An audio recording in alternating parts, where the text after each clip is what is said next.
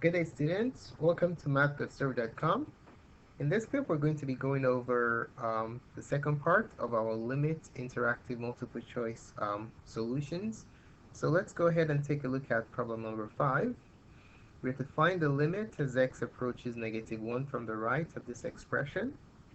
We're going to go ahead and attempt to find this limit by direct substitution, okay? So let's go ahead and plug in the value. So we're going to have e to the 1 over -1 from the right plus 1 divided by e to the 1 over -1 from the right plus 1 plus 1. Okay, this becomes e to the 1 over 0 from the right divided by e to the 1 over 0 from the right plus 1. If you simplify this further, you have e to the infinity divided by e to the infinity plus 1. So we have infinity over infinity plus 1, which is infinity over infinity. This is an indeterminate form, okay? So direct substitution doesn't work. So the other method we can use here is something known as the L'Hopital's rule, okay? So L'Hopital's rule just involves finding the derivative of this expression and then taking the limit, okay? We just take the derivative of the numerator and the denominator. So for L'Hopital's rule, the limit as x approaches -1 from the right of this expression, e to the 1 over x plus 1 divided by e to the 1 over x plus 1 plus 1 is basically the same thing as the limit as x approaches -1 from the right of the derivative, okay, of d dx of the numerator e to the 1 over x plus 1 over the derivative of the denominator. Okay, so d dx of e to the 1 over x plus 1 plus 1. Okay, all right, so let's go ahead and find the derivative. So we're going to have the limit as x approaches -1 from the right. If you differentiate this, we're going to use the chain rule.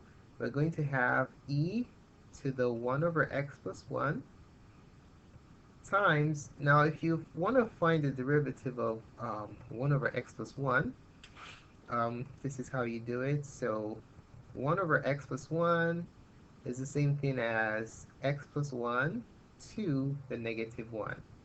Alright, so if you want to find the derivative of this, you're going to have negative x plus 1 raised to the negative second power. Alright, so using the chain rule, the outer function is e to the x. If you differentiate that, you end up with e to the x times the derivative of the inner function is going to be negative x plus 1 raised to the -2 times 1.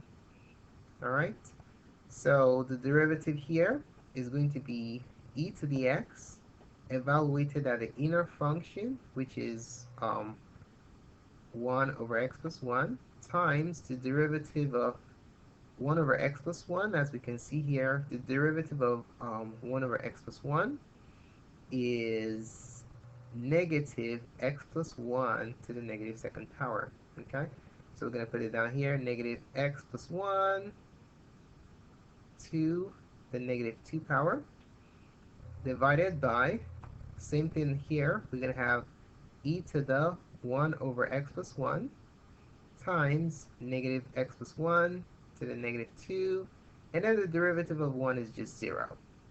Okay, all right, so what do you notice here? Well, what you notice is after differentiating, the 0 drops off and we have identical expressions. Okay, so just ignore that. So what happens here is if you differentiate, you find out that the numerator and the denominator are identical. So what do? You can just divide them out. This divides with that divides with that, and the answer is just 1. So you're going to have the limit as x approaches -1 from the right of 1 over 1, which is just 1. So we can see that the answer is D. So you just have to remember that anytime you have an indeterminate form, infinity over infinity, you can use L'Hopital's rule as a shortcut. Just find the derivative of the top and the bottom, take the limit again, and then whatever answer you get, that should be your limit. Alright, let's take a look at question number 6. So we're going to evaluate this limit by direct substitution first. If we have an indeterminate form, then we can use L'Hopital's rule, okay? So let's go ahead and evaluate this limit. So we're going to do a direct substitution. We'll have e to the 1 over negative 3 from the left plus 3 divided by e to the 1 over negative 3 from the left plus 3 plus 1 plus 2. Okay, so if we simplify this further, we'll have negative e to the, let's see, this is going to be 0 from the left, so 1 over 0 from the left, over the same thing here, e to the 1 over 0 from the left, plus 1 plus 2.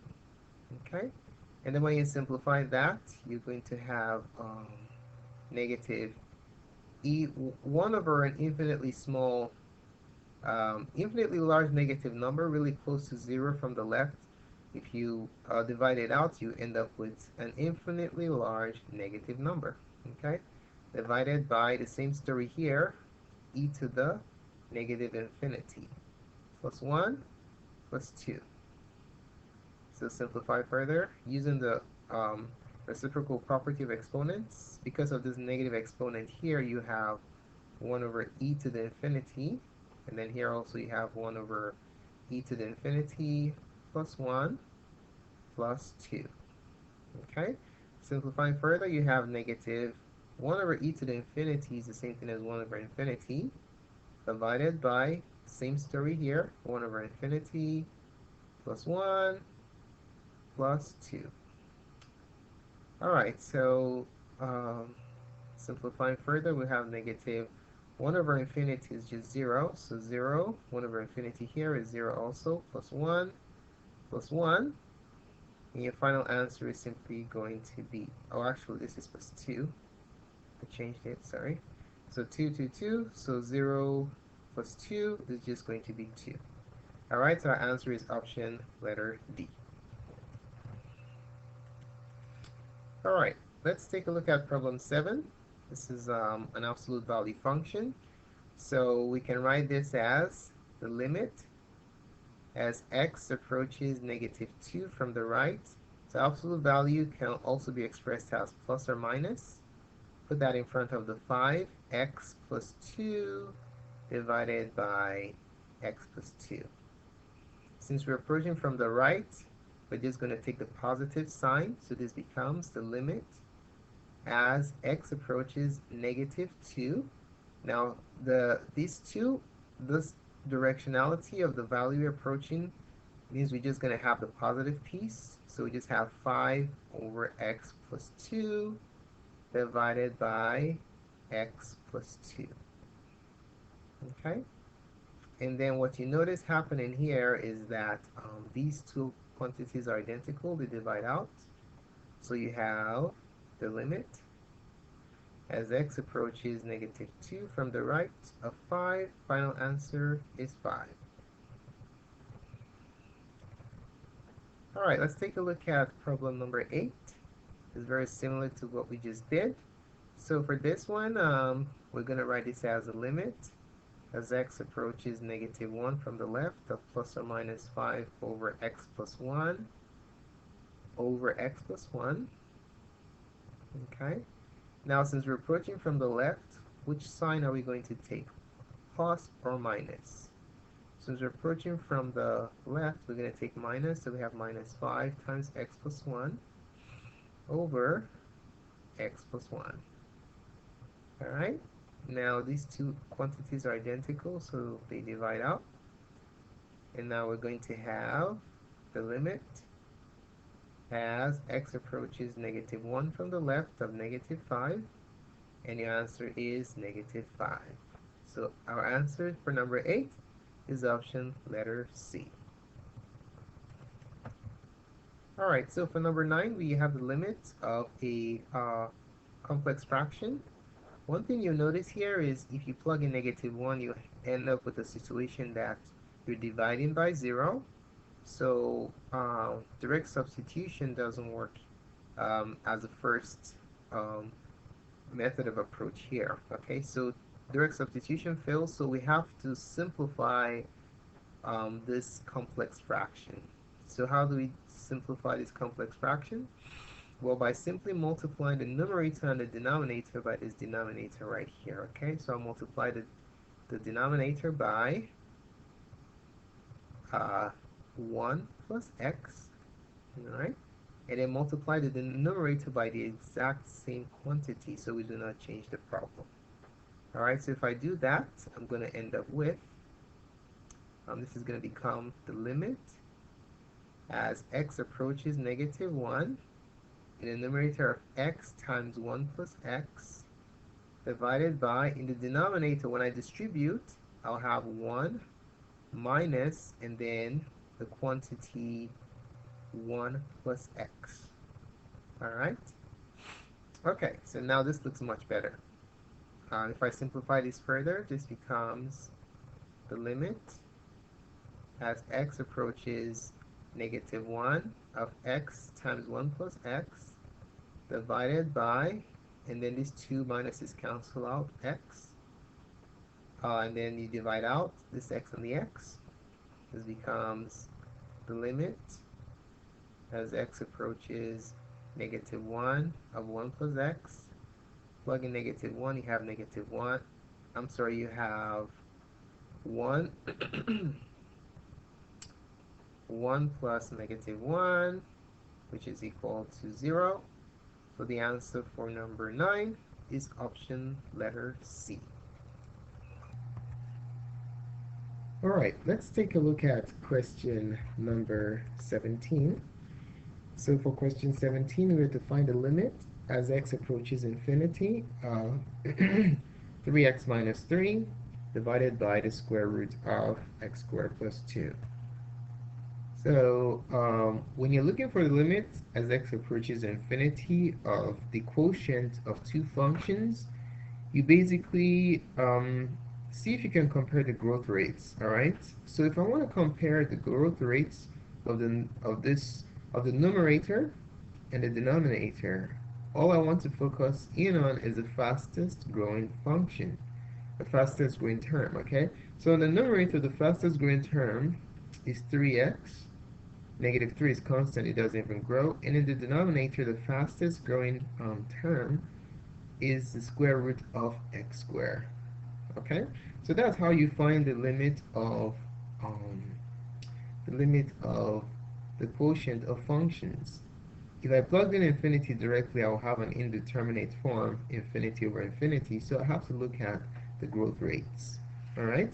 Another way you can do this is you look at the limit as x approaches infinity of the derivative of the top over the derivative of the denominator. Okay, so let's look at what we have here. We have the limit as x approaches infinity of 3x divided by the square root of x squared. Okay, now if I simplify further, we're going to have the limit as x approaches infinity of 3x divided by the absolute value of x. Alright, now let's go ahead and simplify. This becomes the limit as x approaches infinity of 3x divided by plus or minus x, using the definition of absolute value. Now when you're heading towards infinity, you're going to take the positive sign. If you're heading towards negative infinity, you take the negative sign, alright? So since we're heading towards infinity, we know that infinity is on the right side. We're going to take the limit as x approaches infinity of 3x over positive x. Okay? Now we can divide out x goes here 1, x goes here 1, and then this limit becomes the limit as x approaches infinity of 3, and your final answer is 3. Option letter E.